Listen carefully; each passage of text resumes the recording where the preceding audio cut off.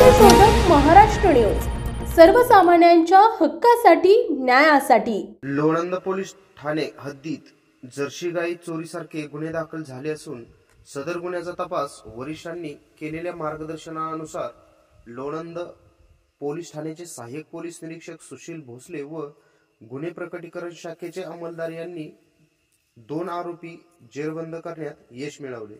या प्रकरणी गोपनीय खबऱ्यांमार्फत मिळालेल्या माहितीनुसार दिनांक 14 मार्च रोजी यातील एक आरोपी हा मौजे बिबी तालुका फलटण परिसरात फिरत असल्याची खात्रीशीर माहिती मिळताच वरिष्ठ पोलीस अधिकारी यांचे मार्गदर्शनाखाली सहाय्यक पोलीस निरीक्षक सुशील भोसले व गुन्हे प्रकटीकरण पथकाचे एका आरोपीस ताब्यात घेऊन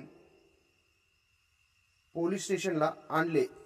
त्याच्याकडे अधिक विचारपूस केली असता त्याने एका साथीदाराचे मिळून लोणंद पोलीस स्टेशन हद्दीतील घाडगेवाडी तालुका फलटण येथील गायी चोरी केल्याचे 3 गुन्ह्याची कबुली दिली।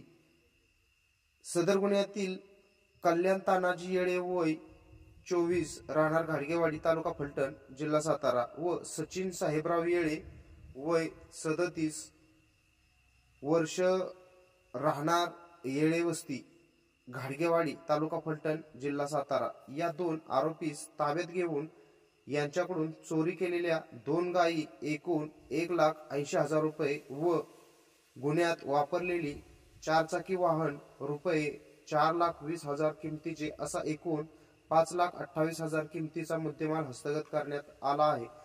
लोणंद अटकेत असलेल्या आरोपींनी पोलीस ठाणे हद्दीत केलेल्या 3 गुन्ह्यांची कबुली दिली आहे। सदर गुन्ह्याचा तपास पोलीस अधीक्षक समीर शेख, अप्पर पोलीस अधीक्षक आचल दलाल, उपविभागीय पोलीस अधिकारी राहुल दस यांच्या मार्गदर्शनाखाली लोणंद पोलीस स्टेशनचे सहाय्यक पोलीस निरीक्षक सुशील भोसले, गुन्हे प्रकटीकरण पथकाचे पोलीस हवालदार संतोष नाळे, सर्जेराव सूळ, विठ्ठल काळे, केतन लाळगे तसेच पोलीस हवालदार चंद्रकांत काकडे, सिद्धेश्वर वाघमोडे यांनी सदर कारवाईमध्ये सहभाग घेतला।